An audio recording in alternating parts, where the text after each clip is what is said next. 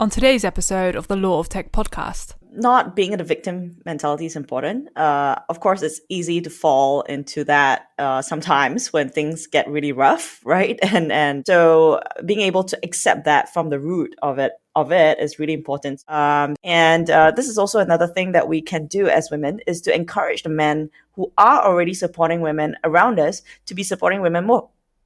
I know we talk about like women supporting women, but a huge part of that environment that we live in are men, right? And maybe us giving that kind of a environment for them to support women even more, will help that to accelerate the entire process of like what Namita mentioned about like not viewing us through a gender lens.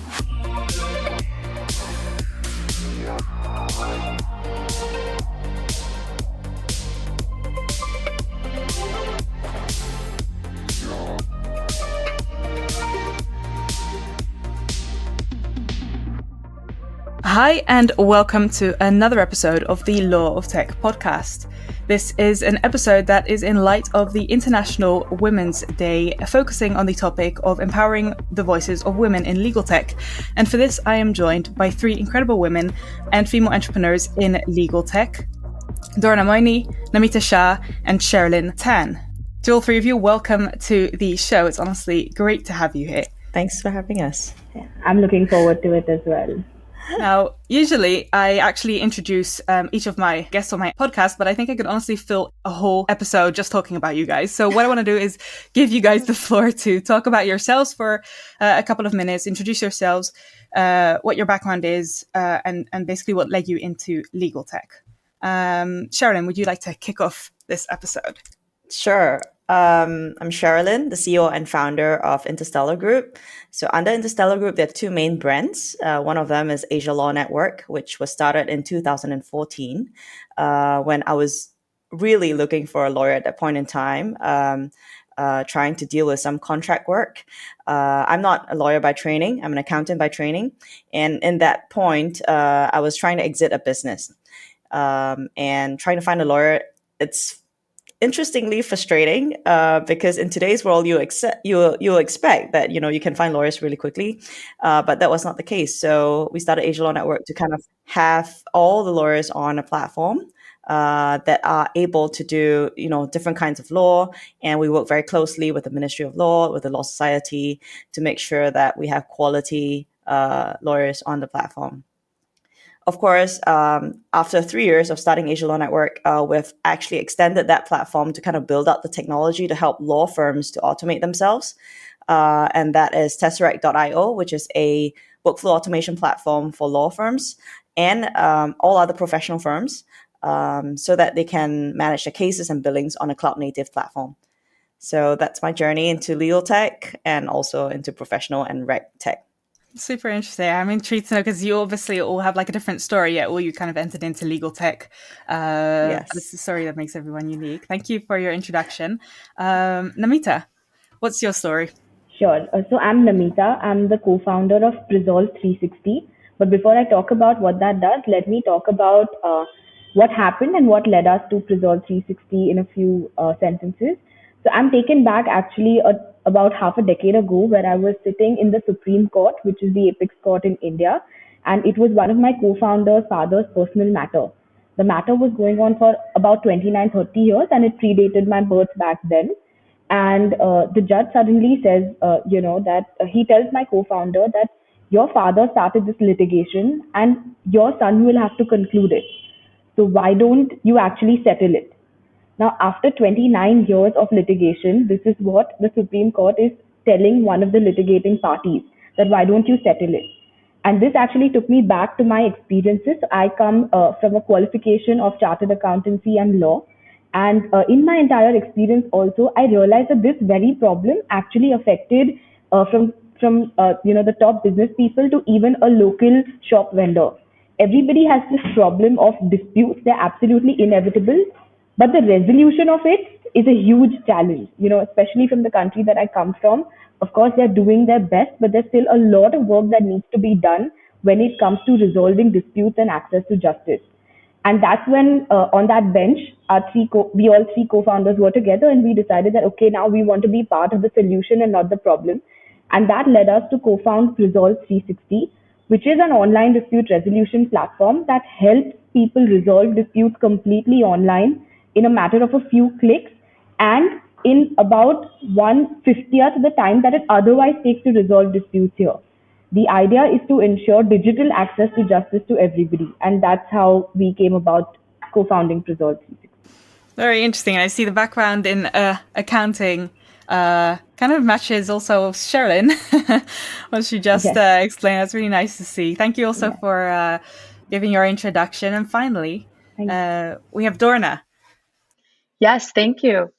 I am the CEO of Documate, and we are a no-code legal practice automation software that allows you to build everything from internal document automation through client-facing legal applications.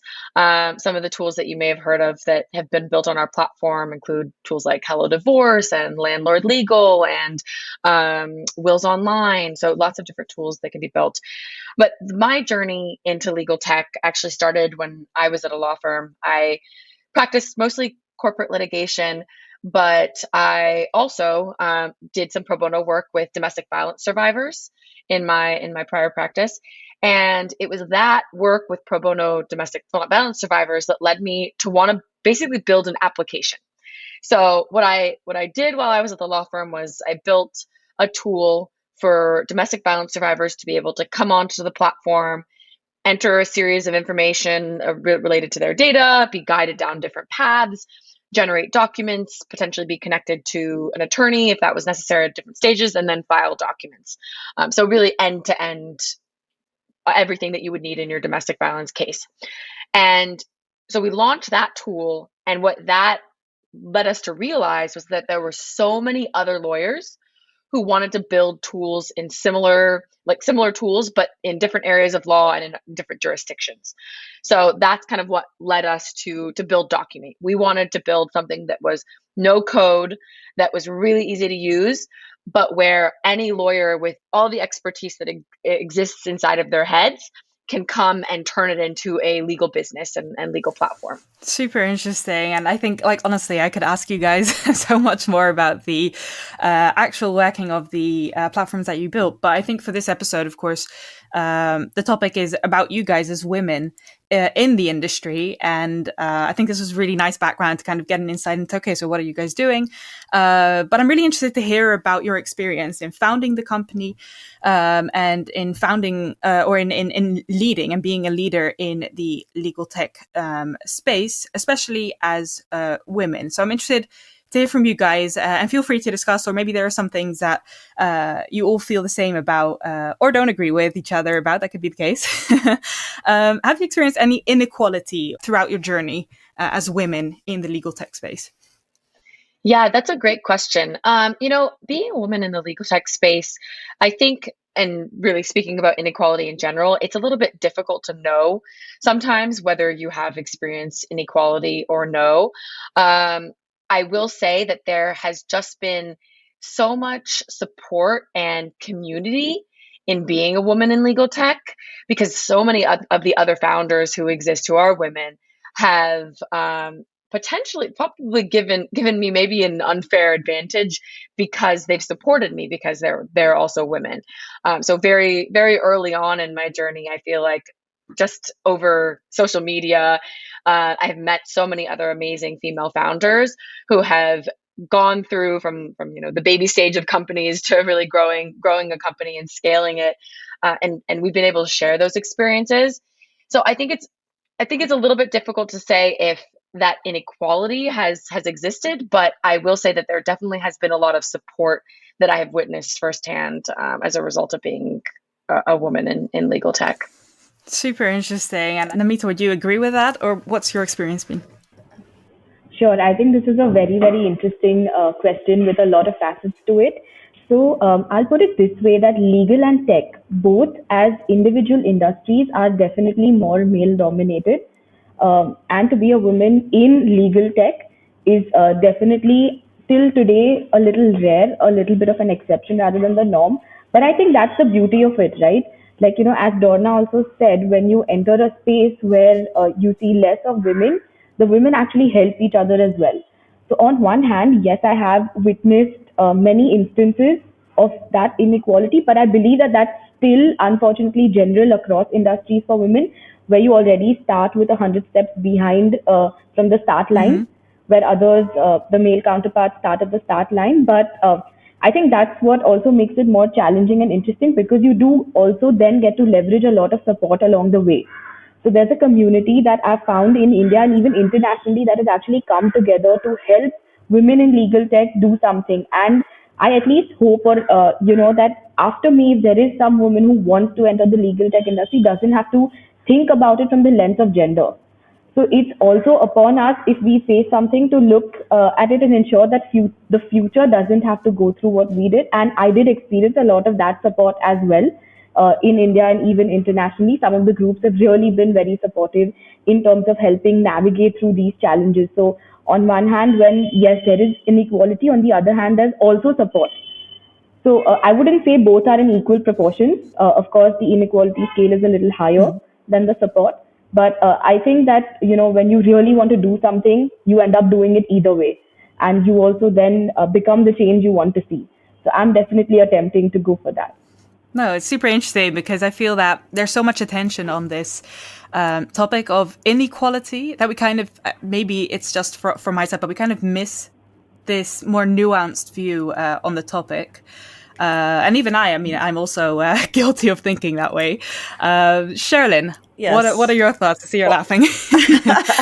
I think Dorna and Namita have basically mentioned like the key aspects of being a woman in legal and tech.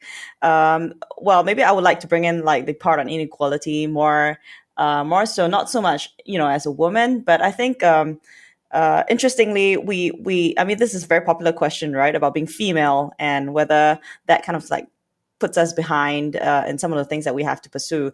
But I think that a lot of other inequality issues that we might want to address, for example, I think Namita has mentioned also that she's accounting trained, and so am I. So sometimes even like working in the legal fraternity, you're talking about, hey, can we be more inclusive? Can the lawyers, include other professionals in brainstorming for solutions or technology for the entire industry? I mean, law itself doesn't work on its own, right? Like every single law firm is a business.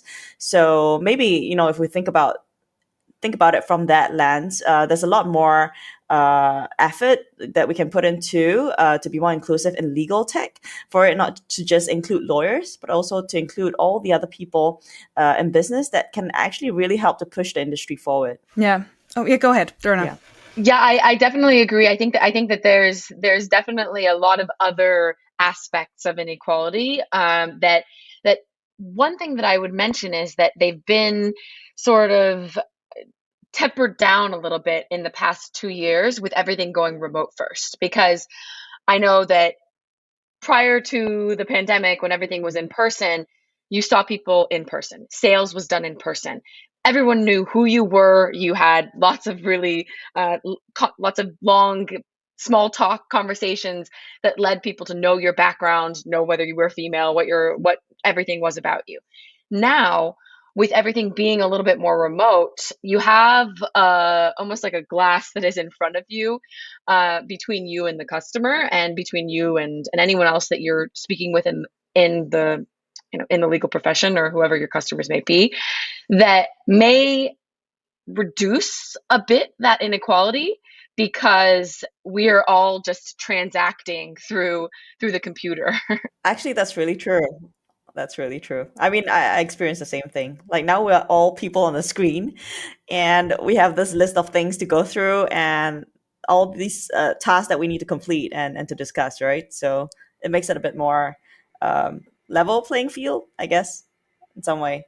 Picking up from Cherilyn's point that, to be more inequality from a different lens and to be more inclusive towards those from different backgrounds.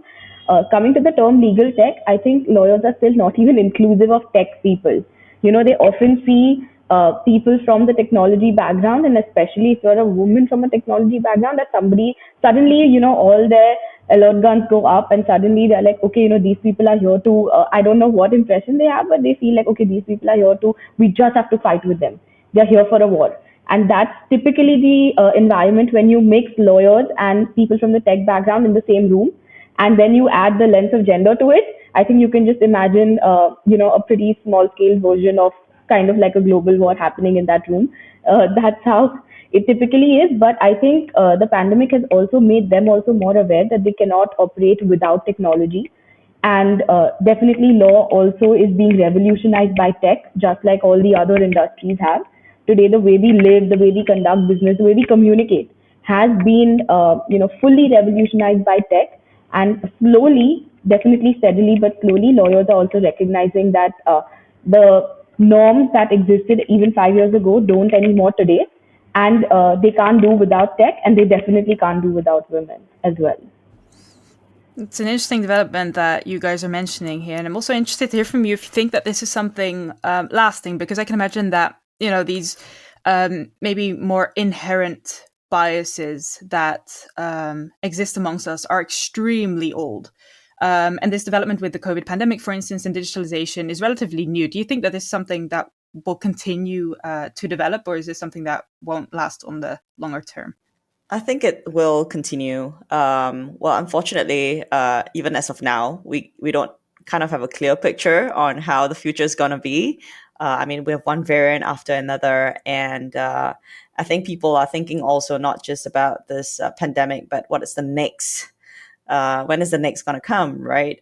So people are clearly taking a bit more steps to kind of think of business continuity, how that's going to affect even our workforce, where people have to work from home.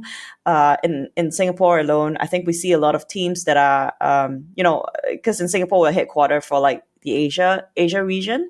So you see a lot of teams, some of them which are really badly affected, and they had to kind of rejig their whole org structure because of that. Right. And like you have a whole, for example, customer service team in another country, and they're very badly affected. No one can go to work. So I think those problems are going to continue to exist, and as people start to accept the new future of work, right, which means like you get a kind of like hybrid system going on, and where people start to settle into that.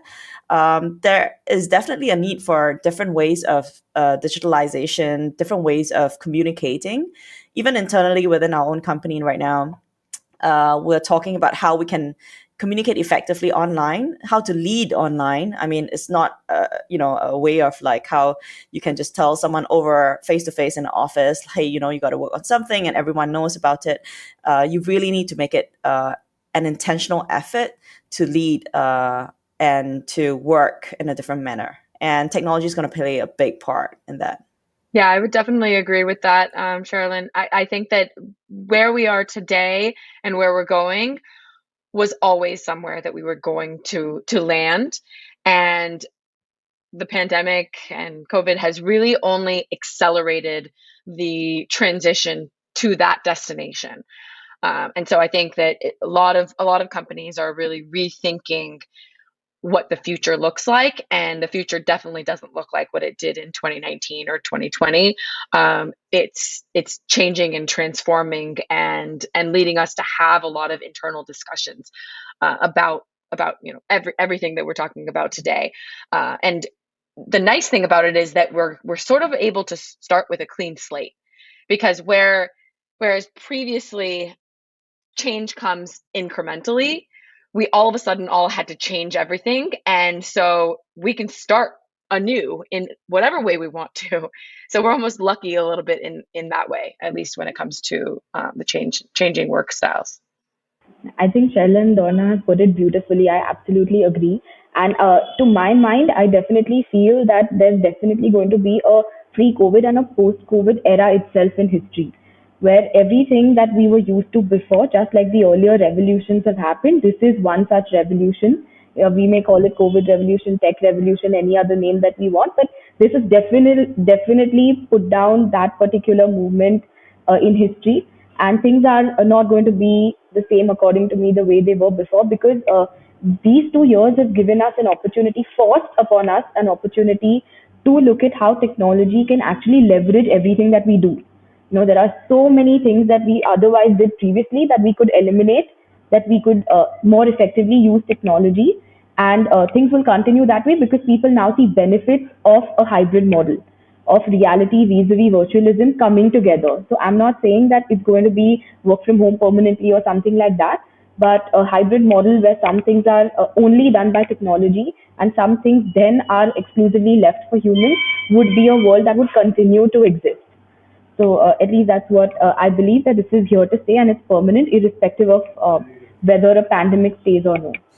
No, interesting that you guys mentioned that. And what I find especially interesting that we could basically then say that pre-pandemic, there was obviously this whole discussion, and it's still obviously a discussion about this unequal position that women have in the legal tech domain. I mean, I came to talk about this episode. Actually, I had an episode with the founder of Regulation. I don't know, maybe you guys know the company, but that's a UK-based company. And actually, only at the end of the episode, we came to the topic of her role as a woman in legal tech. Unfortunately, the episode was done by that time, so I figured like that this would actually be a really interesting topic, and I started reading into the role of women in the field and how there is a lot of discussion about there are too little women that are actually taking on positions within legal tech, and let alone leading positions. But this could potentially then change after the pandemic, seeing as this kind of gives a new start and also creates some sort of equal or a level playing field for men and women. But I'm interested to hear your take on this problem, because obviously like a lot of people are actually mentioning this as a huge issue. But you also mentioned like the topic of support and that you haven't really necessarily noticed only the negative sides of this issue. So I'm just interested to hear from you, like, how should we put this into perspective? Cherilyn, have you maybe got, I see that you're thinking, but I don't know if you have a direct response. I think being in legal tech has multiple prongs of like inequality or issues that inherently exist in the system itself. So one, technology itself, right? Namita mentioned alone, we're facing issues with having very few female leaders, very few female founders. Interestingly, in legal tech, it's separate. Like I think there's about a 40-60% of female to male founders in legal tech, but in tech alone, that is a problem. And because of that, you're talking about only like 3% of total venture capital funds that are being like given to females, right? So that is a very skewed number already. So you're talking about really few female representation, female guidance, female leaders that can be out there to kind of show how it's being done. You're talking also about like venture capital firms that are also very male dominated. And there is that shift in power, right, where it comes to how technology companies are already being viewed as. And in legal itself, it's a very small market, right? I mean, if you talk about legal as an industry alone, a lot of the times that, not just me facing it as a startup, I guess I'm sure both of you probably have faced that, is that the addressable market is already isolated to the legal industry, right? And that's one part. And so it's kind of like a double issue right there, where in technology you have very few female representation, not in the startups itself, but in the ecosystem, right, of how a startup has to work through fundraising or, whether there's acquisitions or all these other activities within startups that helps it to flourish.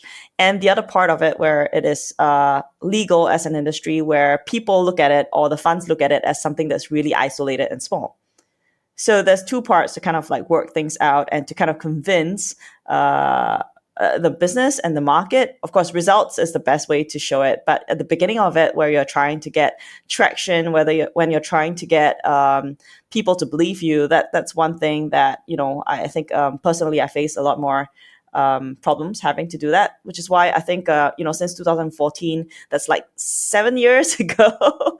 And I've been in this journey for some time and trying to prove that out. And even in Asia, right, where I guess SaaS companies are still trying to find their footing in Asia.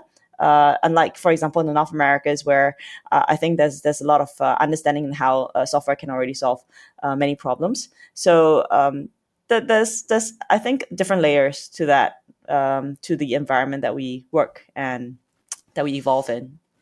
Yeah, Dorna, what's your view on this? Because you're in North America. What are your thoughts? Yeah, I mean, picking up from what Cherilyn says, I think that it's true that it's very important that we kind of start with the roots and help the founders in legal tech from the beginning. And I think what I'm seeing, at least here in the US, is a lot of hope, because there are so many women who have been successful in this field, who are now going out and investing back into the community, either by starting their own venture capital funds. There are so many, at least here, I feel like I hear about every few weeks, I hear about a new venture capital firm who is focused on diversity and women investments. And so whether that be at the global kind of venture capital firm stage, or whether that's just individuals who are becoming angels and investing back, or that is individuals who are going back and speaking to younger founders or more junior founders as they're getting off the ground, just to inspire them and let them know that there's a different path forward. I think it's very important to have that type of model out there for you to look at, but I'm seeing that happening more and more. I need to move there. I need to get some of that energy here in India, for sure. Exactly. Hopefully we'll send it over your way. Yes.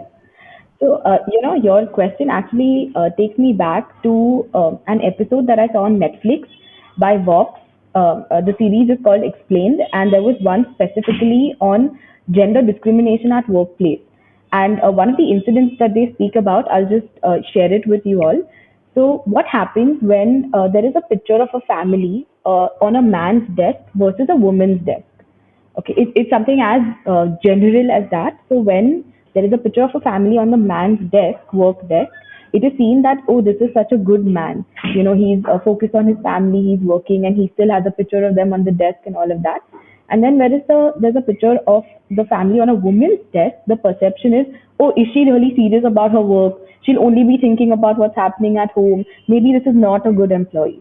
And I think that is actually depicting the root of these inequalities that exist. But at the same time, then there is also a responsibility to look at how to change that, to having these conversations that it's okay for a woman also to lead. And it's not only women-based seminars that require this, it's also seminars that include men, and that, as a society as a whole, then learn to accept that, yes, it is okay for a woman as well to do the same, if not better, what a male counterpart is doing, and to accept that, begin right from our own organizations to our entire communities as well. It is critical to, while going ahead, to understand that it is important for the younger generation, both boys and girls, to accept and believe that you cannot view a person from the from the lens of gender at all. The idea of, okay, marking somebody itself as man or a woman itself is where the root cause lies. When you start seeing somebody based on their gender rather than on their work or their abilities or their leadership skills, I think that is where inequality begins. Yeah. And having such concepts being taught in schools, colleges, management colleges also becomes absolutely critical, which is still missing. Where things like these that are actually crucial to leadership and to change at the global level requires to be done. And I think we can start from at least our organizations and have take the extra effort to promote women. I'm not saying to be biased towards women, but to give them the additional help that's required, only because they're already starting from way behind. So it's not to favor women, it's to extend certain benefits to let them at least have an opportunity of a level playing field. And there are organizations that are doing this. In fact, the Indian government also is taking a lot of initiative in this regard as well, to promote women entrepreneurship and women in leadership roles.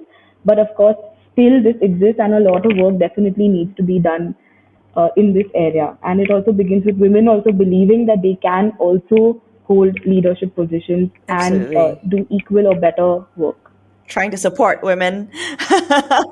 Because it's a really interesting point that you make, and that there is change that we can make as women ourselves as well, and that's something that I always find extremely interesting. And you might have already seen this in some of the questions that I set up for our talk today. Is that we tend to focus a lot on, for instance, what the male community thinks, or the way they should change their mind. But it's also a question like, should we as women ourselves kind of change the way in which we look at this topic? Are we putting ourselves too much in like a victim's position rather than kind of getting out of that, which makes sense, I think, at least. But I'm interested to hear also from Cherilyn and from Dorna what your thoughts are also. And also Namita, but you started the topic. Is this also very much on us, the fact that we're still in this position, rather than only blaming others for putting us there?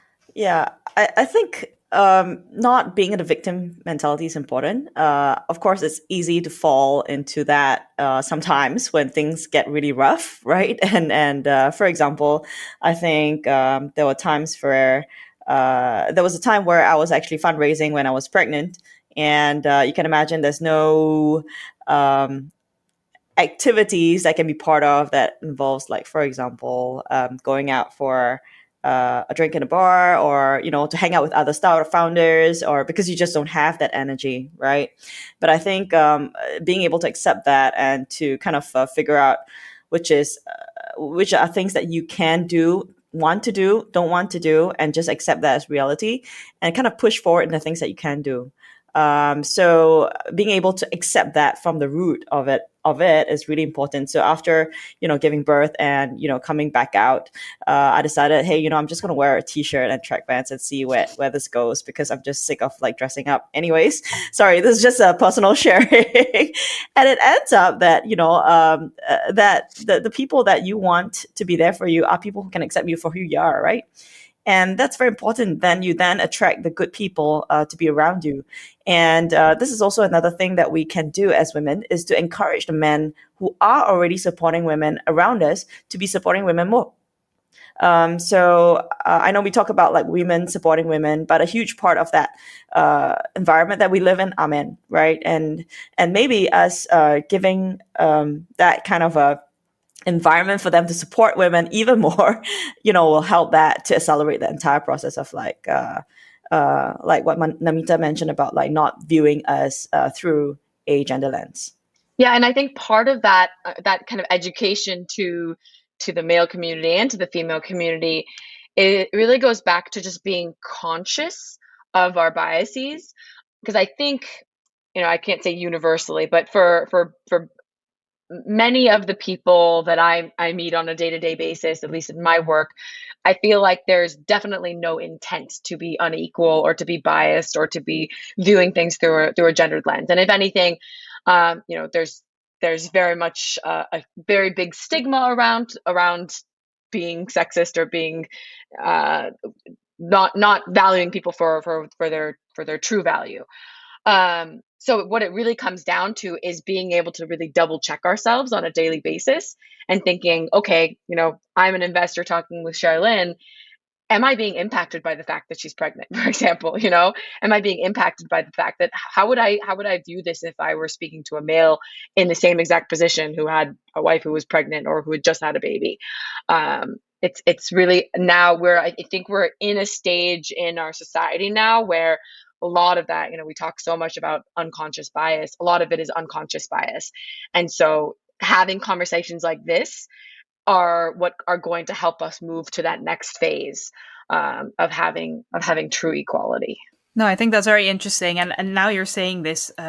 Sorry, do you have anything you want to add also? I was just going to say one more thing, is that it kind of actually, what we were talking about earlier about being remote and being online, changing everything applies here again. Because Cherilyn, I don't know when you fundraised, but I just fundraised while pregnant, and it all happened over Zoom. So no one really has to know what's happening below the screen. That's such a great strategy. I mean, unconscious, but that's great. Congratulations. Yes, thank you. Congrats. I think firstly, I have to say congratulations to Cherilyn and Dorna to actually literally inspire me to know that, okay, yes, we can do it all. I think thank you for sharing those personal experiences. Definitely a boost of inspiration for me today morning.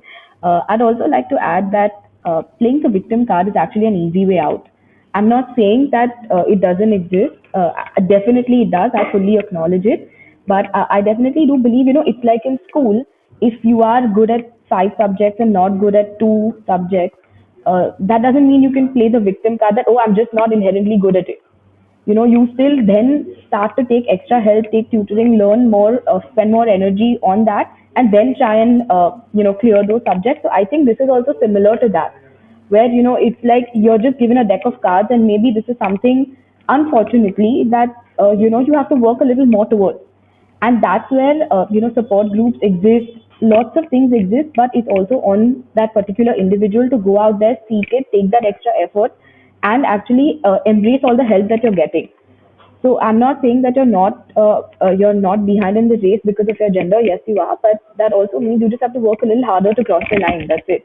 It's not an uncrossable line, and playing the victim card would just be giving up even before starting the race. So at least over time, and my experiences have taught me to look at the entire gender debate like that. That yes, it's something I need to work harder towards. I know it. I hope that after me nobody has to. I'll do my bit to ensure that as much as possible. But I do know that should I extend my hand out, there are support groups that are right there to help me uh, clear the line. So that's what my experience has taught me. No, definitely interesting. And I'm definitely not a founder in LegalTech, so I honestly am not sure if I have anything to say at all. But I think they're really interesting points that you all are making, really. And also what I found interesting is the point of education and talking, starting these discussions, that might be at the basis also beyond women themselves taking the initiative to actually get out of this position and really make the extra effort to get to where they want to. And I think that's also a nice, maybe a nice point to move towards the wrap up. From all three of you, I'm interested to hear for anyone or any women that are interested in kind of following the same or similar path that you guys did and really obtaining kind of a leadership role in the legal tech field. What advice would you give to them? Just do it, because if you feel like it's something you have to do, then do it, right? Whether it's legal tech or any other environment or technology or business, I think women should really just go for your dreams, because that's how we can also inspire, our next generation to do the same.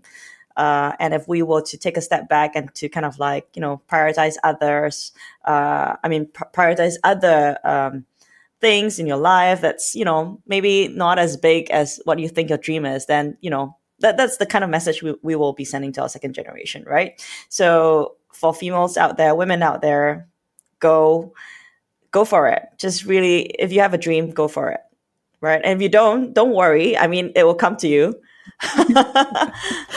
No, that's a really nice, a very nice message, I think, very inspirational also. And especially, in all honesty, also the fact that if somebody doesn't actually have such a dream, I think that's also a problem, that we often feel very pressured to actually have a certain dream and follow a certain path, when, in all honesty, not everybody has that. And that's okay. Yeah. Actually, on that note, something very interesting. Before I started Asia Law Network, I was involved in 2 other businesses, but I was not the main leader or the founder or anything behind that, right? But doesn't mean that there was not moments and learnings I had taken away from those businesses. And so if you don't have one, it's totally okay to be rallying for someone else or to join someone else in their dream, because not everyone needs to play that same role, right? If all of us are going to be founders at any one point in time, then there are not going to be any followers or people who are going to do or be part of a team that kind of, make things happen. No, that's definitely an interesting point. Thanks also for highlighting that as a side note. I think that's very interesting. Dorna, what advice would you give? Yeah, I would say that relationships are the absolute most important thing for your success in your career, whether you want to be a legal tech founder or whether you want to do something completely different. And if you're listening to this podcast, and the more junior you are, the more opportunity you have in front of you to just make friends. Like every single person who you have around you in school or in work, be friendly with them, keep in touch with them, because you have no idea how impactful those people could be for you in the future. Those are going to be your future clients, your future customers. Those could be the future people that you hire to work with you alongside you to support you in different roles. And so I think that that's the number one most important thing. And if you do that early on, you will have people to rely on, to get advice from, to bring on to your team many years down the line. Now, networking. I think that when you're young, at least from my perspective and some of my friends, it's always like, oh, the networking it drives everybody nuts. But it's true, like it really does make a difference. So I think that's really great advice. And Namita, finally. I think Cherilyn and Dorna have given such beautiful advice. What I would also like to add to that is that you don't need 100 steps figured out on day one. It's okay just to know step one and then build along the way, because a solution doesn't exist in a sandbox. It exists in the real world. So don't build and then launch. Progress over perfection, and just take the first step and the road will show its way to you. So go ahead and do it. As long as you have that first step and that idea you are committed to, you have everything about entrepreneurship already sorted, and you have everything about leadership already sorted. So just go out there and do it. Don't worry. The best teaching will come along the way only. Nothing can replicate that. So, and of course, just extend your hand for support and it will be there, in terms of community, in terms of financial support, in terms of everything else. Just take that one additional step to ask for it. Yeah, I think from all three of you, very inspirational advice that I think that a lot of people kind of need, also because you mentioned at the start also this aspect of support from women for women. So I think that anybody listening to this can kind of see, like, we have three women here who really, have lived according to this advice. So thank you very much for that. And then finally, before we actually wrap up this episode, I'm interested to hear from you. We've been looking at you guys as an inspiration to look up to in this episode, but I would love to hear a shout out from you guys to any female leader, either in legal tech or beyond, that has inspired you, and perhaps also why. Namita, let's start with you this time. Sure. I think if I do take only one name, I'd be leaving aside all the other wonderful women doing absolutely fantastic work there. But definitely somebody I want to speak about is Priya Lele. She is from UK and she started this organization called She Breaks the Law. And it's about women in law and in legal tech that are actually breaking the glass ceiling with all the wonderful things that they're doing. And to have a community like that, it has global presence now. And to actually be part of something like that, and to just, actually see live examples of somebody who's faced challenges and overcome it is absolutely inspirational. So definitely kudos to her, but also to all the other wonderful women, now also including Cherilyn and Dorna on my list, who are doing such fabulous work. That's amazing. Thank you for sharing, and thank you for the shout out. Dorna. Yeah, I want to give a shout out to, actually, she's one of our customers. Her name is Angela Giampolo, and she has started a legal tech business that is specifically for LGBTQ law. And what she does is she provides all sorts of things, mostly within the estate planning realm, name changes, divorces, wills, that are specifically targeted towards LGBTQ. And then she also has this organization called Caravan of Hope, where they go basically through the United States and provide legal services to people in the community who need it in this very specialized area of law. So I've found her journey very inspirational, and I hope to see her spread it as broadly as she can within the US and beyond. Thank you very much. Cherilyn. Okay, when you asked that question, I had like a list of women that came out in my head.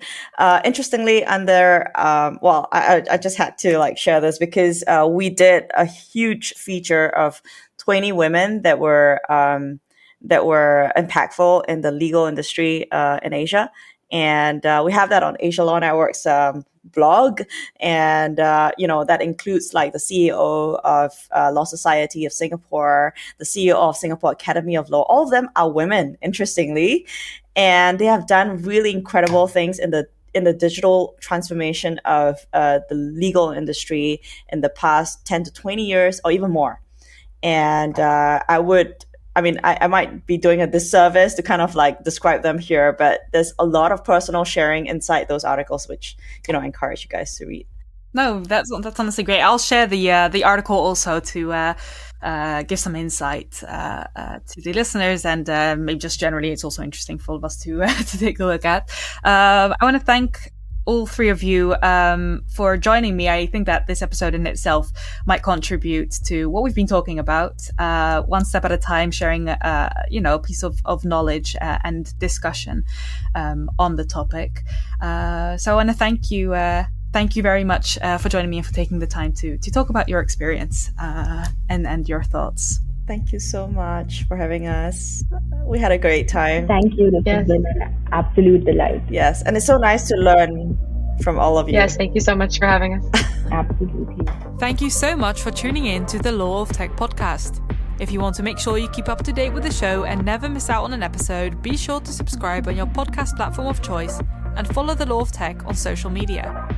If you enjoyed the show, please give it a rating or review, as it helps others discover the show.